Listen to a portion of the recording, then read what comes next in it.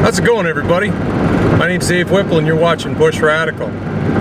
You know, I keep watching these videos about how to improve your channel and how to put out a better product, and one of the things that you hear over and over and over is YouTube collaborations. So I got a special treat. I looked and looked and looked to find the right YouTube collaborator, and I did. It's this chick over here. I'm on the road with my wife, Brooke, girl in the woods. We're on our way over to Tomahawk, Wisconsin to give a talk about our time on season 4 of Alone on the History Channel. We're also going to stop over into Escanaba and hopefully get a tour of the Bark River Knife Factory, spend the night in Wisconsin, talk to some people over there, give our presentation. On the way back through Escanaba, we'll stop in and take a look at Knives Ship Free, one of the biggest and best internet sources for high-end knives for bushcraft and hunting and stuff like that, and soak up a lot of the UP along the way. Stay tuned. So here we are in beautiful Mackinac City, quite the tourist town, and of course there's no tourists here yet. There's the Mackinac Bridge. Massive, massive Mackinac Bridge. Way better than the Golden Gate Bridge, by the way, just for all you Golden Gate fans. Your bridge stinks. There's another view of the bridge. You can kind of get the big picture of the whole thing. This is Michigan for you. Lots of sand, lots of pines. Cross over into the Upper Peninsula. Just love it up there. So check this out. Here in the background you can see these great big icebergs where the ice is piled up on the shore and kind of been left there. Way back there in the corner on the left hand side, I think you can just catch a glimpse of a big freighter back in there. Oh, there he is. That's as far as I can zoom. These big icebergs are all just piled up here.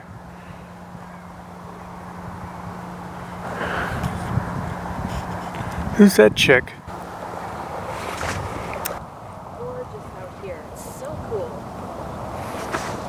Gateway to the north right here. Look at that guy. I think I recognize that guy. Hey! Just another tourist on the beach. Do you have a permit to be filming? Put that down. Get lost, hippie. You know what they really need out here is a restroom. Whew. And here we are going over top of the Mackinac Bridge. Probably be going over the bridge here again pretty soon, sucker dipping, and then of course heading up north. Just to let you know, I don't actually look through the camera when I'm filming driving.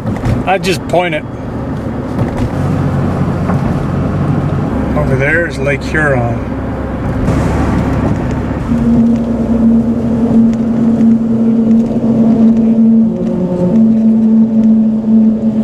Actually driving on the grates. You can see right here in the middle there's 2 lanes of grates. If you're driving on the grates and there's nobody behind you, you can open your door and stick your head out and look straight down to the water, and it's pretty awesome. Which we have done many times.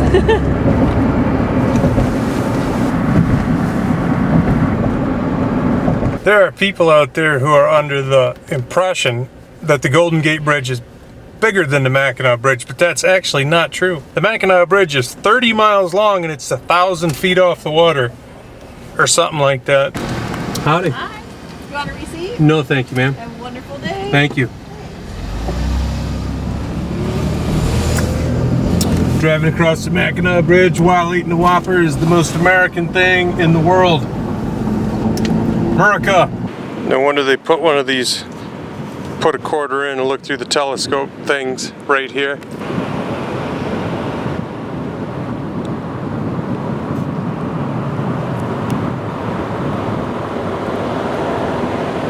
Quite the shot right here. Here's a fun fact. It was 20 years ago this very spring that Brooke and I got engaged, and it was right here in the town of St. Ignace, Michigan. Brooke had just got her first job out of college at the Outdoor Skills Center in Plymouth, Wisconsin, and we were moving her stuff over to Wisconsin to her new apartment. I would spend that summer in Moose Creek, Alaska, just outside of North Pole, finishing concrete. We got married in the fall, spent that year in Wisconsin, and from there on, we pretty much lived in Alaska.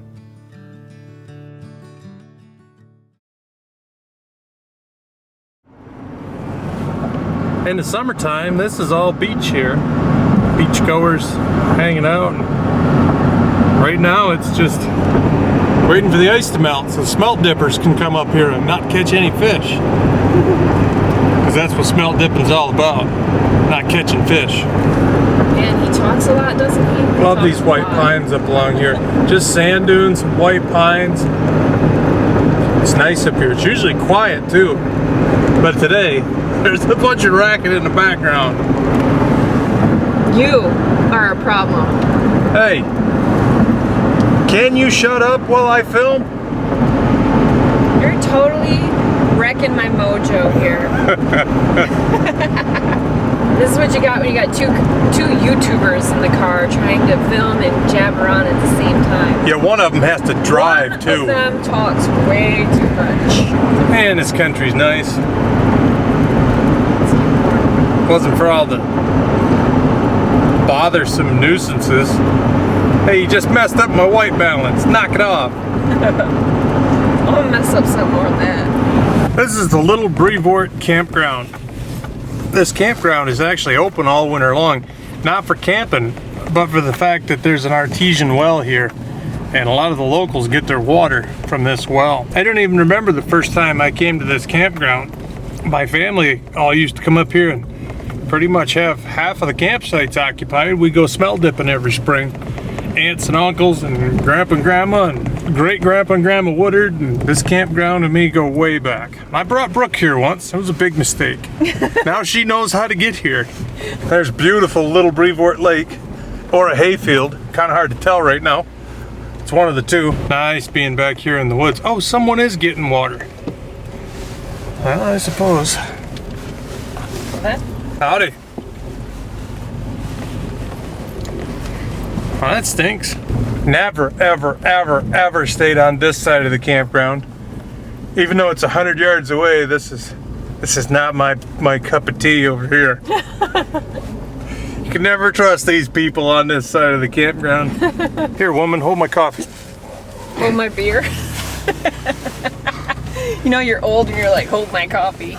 Well, it's hard to make a hard left-hand turn with a cup of coffee in your hand. We'll be up here in about another month. Doing a little sucker dipping, a little smelt dipping. Let me tell you a thrilling and riveting story about little Brevoort Campground. When I was about 12, me and my cousins found a wine bottle here when we were camping. And we took a whole bunch of lead sinkers and wheel weights and we melted them in a soup can over the fire. And we flipped the wine bottle upside down and we poured the lead in the bottom of the wine bottle to kind of get that design, you know, all the little bumps and the words and stuff pressed into the glass. And it exploded and it threw broken glass and molten lead all over every one of us. It's a surprise that any one of us can see. That happened here about 30 years ago. That's just a rustic campground. They just have outhouses. But they do have a well, so that's nice. And the water's good. One thing you got to watch out for in this neck of the woods is Sasquatch. And you think I'm joking, but look at that. Oh, I see something out there in the trees. Gotta be a Sasquatch. Here's another interesting little Brevoort story. These rocks back here in the background. When I was about 7 or 8 years old, all of us were camped up here dipping smelt. And my Uncle Denny took his pocket knife and scratched the rock. We got up that morning and he's like, I heard a bear. He's like, I think it was out here sharpening his claws on that rock, and you can see the scratch marks. For a 6-year-old, it was pretty cool. It was just like being in the Klondike, you know. I hope that wasn't a Sasquatch after all. That was Brooke. This lake's got fairly decent pike fishing in it certain times. I think it's actually a non-motorized lake now, which is fine because it's so full of weeds in the summer. You'd have a rough time boating it with any kind of an outboard. There's the artesian well. Runs year-round. People come and get their water from a lot of the cabins in this area. Great water. It's also a really good place to clean smelt when you have smelt. Good mix of trees in here. Nice birch. There's a white spruce up here. There's also this guy. This is a balsam spruce. This is the quintessential tree of the Upper Peninsula as far as I'm concerned. Very thin branches, very wet, pitchy wood. They grow right up to a point and they always look cool. Balsam spruce also have the best smell to them. If you take a little bit of leaves and just crush them up. Wow, this is the most powerful smelling spruce. The Upper Peninsula of Michigan, the northern lower peninsula of Michigan, all the way up into Ontario to James Bay, Hudson Bay area. It's all this type of wood. It's a great mix.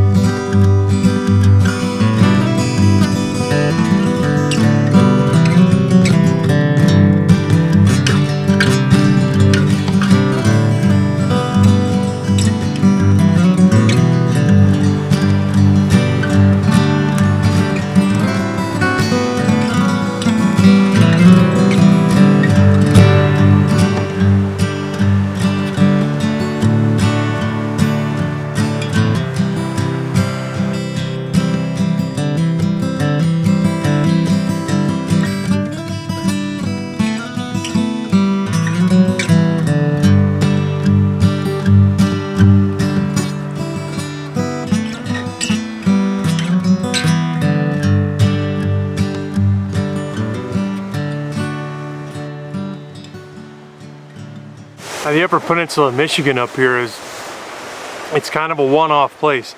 There's nowhere else like it. Nowhere I've been anyway. And you've got Lake Michigan to the south. You go 40 miles north and you hit Lake Superior. Anywhere you go, you're pretty close to a lake. Lots of timber. It's just a beautiful place. Weird too. There's a whole bunch of interesting stuff up here that I've seen over the years that I've never seen anywhere else. Massive insect hatches. There's the world's largest fungus over by Crystal Falls. It's like supposed to be the biggest living organism in the world. It's like a mile long. Just odd things. There's a place called Simmons Woods, and there's a log that's like an old log culvert, and in the springtime it gets full of worms, like a foot deep and 3 feet wide. Just nothing but worms running through this culvert. It just doesn't have any rhyme or reason. Spent a lot of time up here over the years smelt dipping and sucker dipping and fishing in the summertime and camping, and it's always good to be back. Hard to believe right now, but it's actually feels like it's probably 50 degrees and the sun is awesome. And even though it looks like a Arctic frozen wasteland behind me, it's actually wonderful out here. There you see the filmmaker in the natural habitat,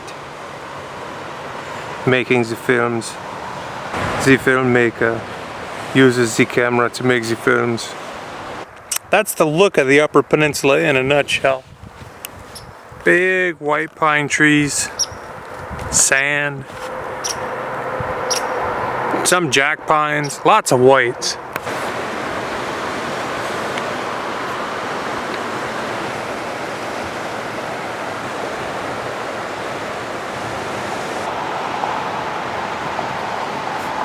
This rest area right here would look just at home in a real estate magazine, but it's actually just a rest stop.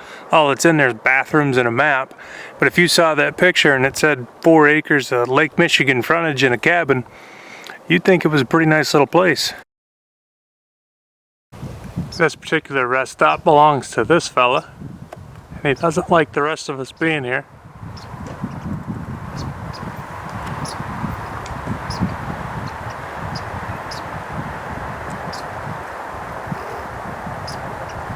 All right, we're out of here. Better get back on the road if we're gonna make it to Wisconsin. I don't see that happening. There's too much dawdling going on. That's all right.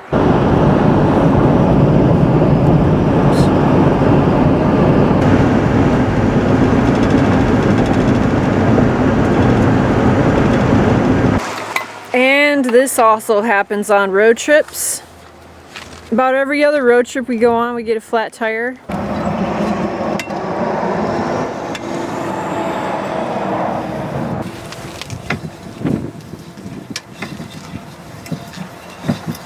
It's a real good place to do this. Yep. glad it happened right here. Yeah, me too. Van was starting to feel like it was kind of just floating around. Wasn't really running true. At least this way too. This tire isn't ruined. It's warm, but it ain't flat. I don't know that it can be repaired, but it might hold enough air that it can, you know, get us back if we needed a spare. Who knows?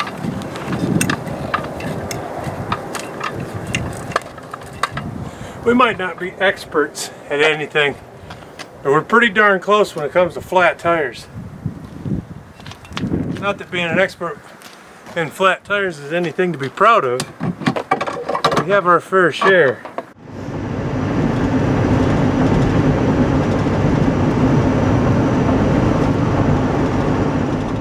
One thing that's always awesome about the UP is all the fiberglass statues everywhere. There's, you know, fiberglass chickens and moose, and this is a new one, which is great. It's great to see the tradition kind of carrying on.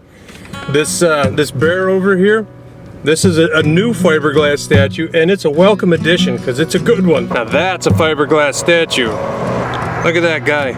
That says Hiawatha National Forest written all over it. That is a nice gruesome bear. As far as fiberglass statues go, that's about as good as you'd hope to get. So ends another episode of Fiberglass Statue Connoisseur. What a beautiful day to travel. Just, I mean, check out this scenery. What a great place. You know, there's just some places that are really special. They're really unique. And there's always places that you like to be at certain times of the year. And when it comes to spring and the snow melting away, edge of winter, beginning of spring, there's no place I like to be better than the Upper Peninsula of Michigan. Whether it's just goofing off and driving around or fishing, it's a great place to be. And in my opinion, it's the best time of year to be here. Hope you guys get a chance to pop over to Girl in the Woods and check out Brooke's version of this road trip. Also, we're going to stop in Escanaba, Michigan and get a tour of the Bark River Knife Factory. That should be super cool. From there, we're going to cruise on over to Tomahawk, Wisconsin, give our presentation, and on the way back through Escanaba, we're going to stop into Knives Ship Free and get a tour of that facility. Hope you guys are going to check out those videos, and I hope you enjoy them. My name is Dave Whipple, and you've been watching Bushradical. Be radical, eh? See you soon.